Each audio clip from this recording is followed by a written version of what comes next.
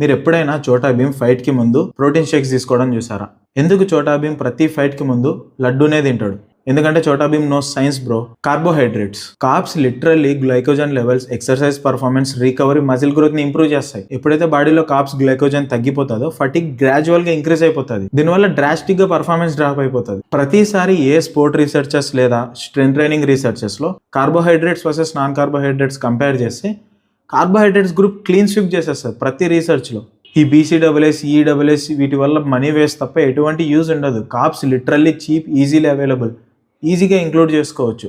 మరి ఇన్ని తెలిసిన చోటా భీమ్కి లడ్డూలో ఫ్యాట్స్ అండ్ క్యాలరీస్ ఎక్కువ ఉంటాయని తెలీదా అంటే, బ్రో వైట్ రైస్, ఉడకబెట్టిన చిలకడ దుంపలు చుట్టుకి బ్యాగ్లో పెట్టుకొని తిరగలేదు కదా. ఆయన ఎప్పుడు ఫైట్ చేస్తాడు ఎవరికి తెలియదు. లడ్డూలు అయితే ఈజీలీ యాక్సెసిబుల్, ఎప్పుడు కావాలంటే అప్పుడు యూజ్ చేయొచ్చు. మీ డైలీ క్యాలరీ ఇంటేక్ లేదా కార్బ్ ఇంటేక్లో ఒక డీసెంట్ అమౌంట్ వర్కౌట్కి ముందు యూజ్ చేయడం అనేది వెరీ వెరీ స్మార్ట్ మూవ్. మీరు ఎవరైనా అథ్లీట్స్ ఉంటే కార్బోహైడ్రేట్స్ కన్జ్యూమ్ చేయకుండా గ్రౌండ్లో అడుగుపెట్టే థాట్ కూడా రాకూడదు. I hope this helps.